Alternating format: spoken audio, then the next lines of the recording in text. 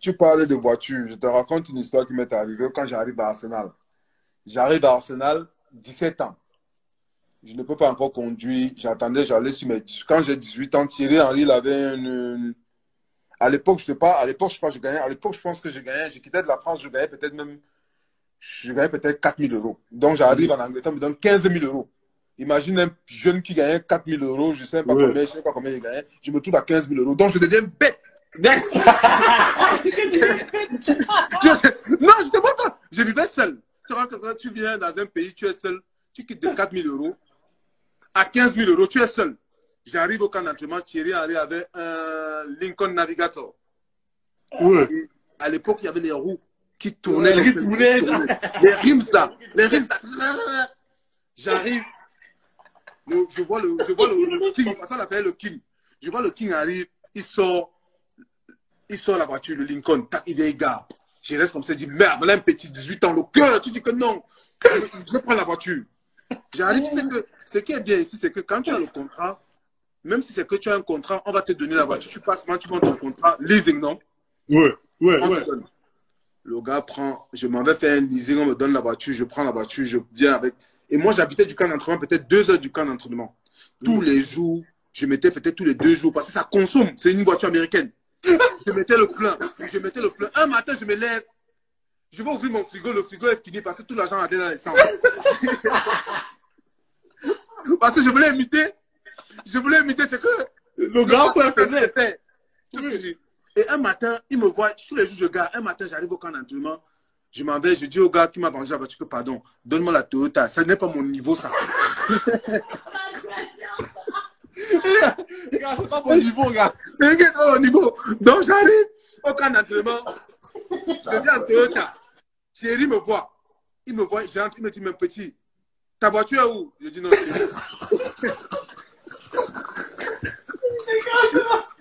c'est pas mon niveau. Il m'a dit que mon petit, ta voiture est où? Je dis non, Titi, pardon, c'est pas mon niveau, laisse-moi, je suis là. Gars, moi j'arrive à petit Toyota ici tranquille. J'allais à la pompe d'essence tous les 2 jours. Je mettais le plein, je pleurais. Dès que je finissais mon argent dans l'essence, j'ai dit que je reste comme ça, j'ai dit que mais le grand là, c'est un monsieur. C'est un monsieur. Il me dit, mes petits, quand il était venu acheter ça, je n'ai rien dit. Parce que vous les petits, quand vous donnez les conseils, vous n'écoutez pas. Vous n'écoutez pas. Il fallait que toi-même tu fasses l'erreur d'abord. Voilà. Tu vois, non? C'est pour ça que quand je pense aux petits, je pense aux les petits, ils sont petits. Quand je vois les petits, je dis aux petits que petits. Quand je vous vois, je me fais rire. Parce qu'aujourd'hui, je vois les petits sont là. Champagne, ceci, les gars sont les... Attends, il y a un truc là, on appelle ça comment? Le truc le renard. Le renard, les renards. Non, ils vont payer, ce n'est pas mon niveau. Moi, ce n'est pas mon niveau. Moi, je dis le renard. Voilà. Moi, je ne connais pas le renard. Ce n'est pas mon niveau.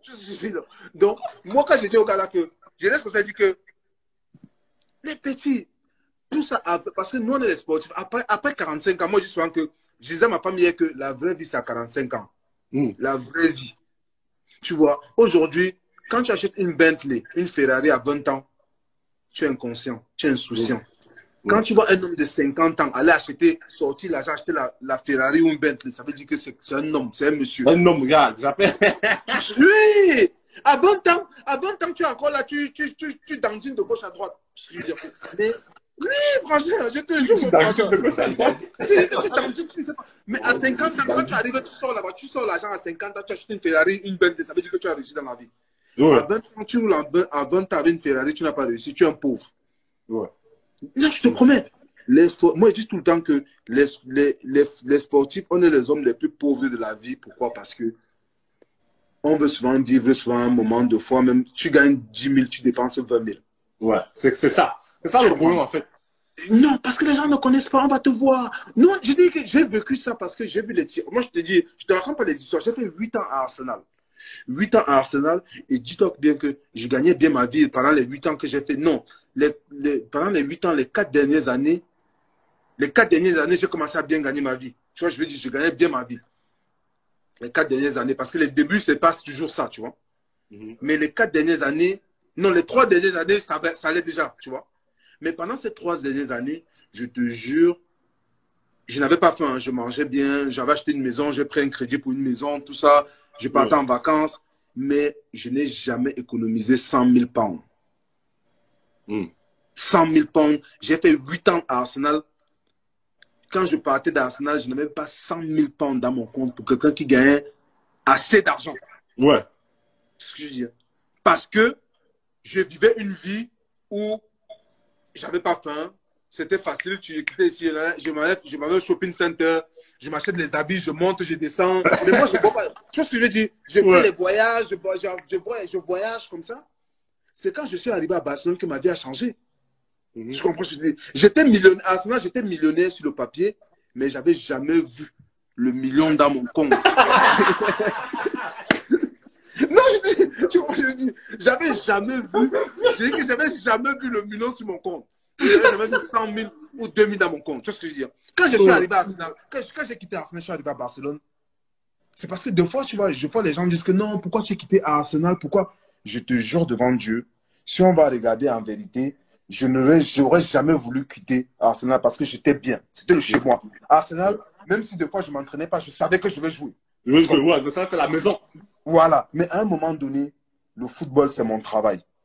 Tu comprends? Où tu restes, tu joues, tu gagnes encore en autorité, où tu vas assurer ton avenir. À un moment donné, tu restes comme ça. Je suis resté comme ça. J'ai dit, mais je regarde ma femme à la maison. J'ai dit, ma femme me joue là, me dit, est-ce que tu es sûr que tu vas jouer à Barcelone? Est-ce que tu vas aimer? Je dis,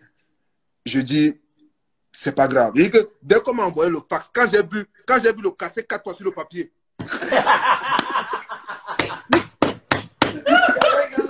tu vas le casser 4 fois sur le papier. Je dis, mais non! Ma vie a changé. Tu vois, oh! On m'a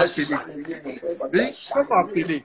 On m'a appelé. Le gars m'a dit, tu vas aller à Barcelone. J'ai dit, j'ai d'abord hésité, tu vois, non? J'ai d'abord hésité. Ouais. J'ai dit, j'ai d'abord hésité. Quand il m'a envoyé le fax, je regarde le papier. J'ai tchakalisé ça comme ça, bien que je te dis. Il dit, merde! Il dit, casser combien? Il dit, casser 4 fois. Là-bas, ce n'était pas le parfumé, mais c'était le casser 4 fois.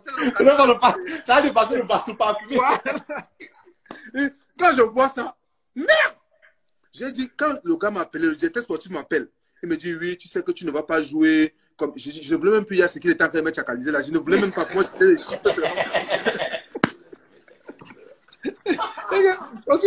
tu vois, alors.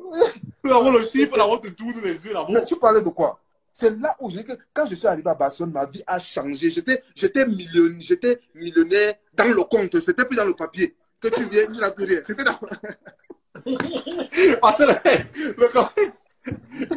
non, parce que les gars, quand je disais là-bas partout, ils disent que les chiffres de Google, parce que les gars sont là, ils voient des chiffres à Google, c'est pas, ils pensent que c'est la réalité.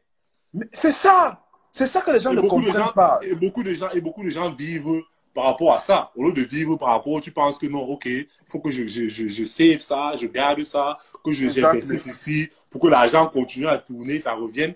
Et que dans la vie, à la fin de la journée, c'est que tu prends soin de ta famille et que tu sais que demain, quelqu'un peut dire que, oh, Pascal a fait ça et que c'est grâce à lui hier, j'ai fait aujourd'hui, je suis celui-ci, j'ai fait ça. Il m'a donné l'inspiration, il m'a fait ça. À la fin de la journée, c'est ça, et que ma famille est tranquille. Ça, c'est la vie, hein.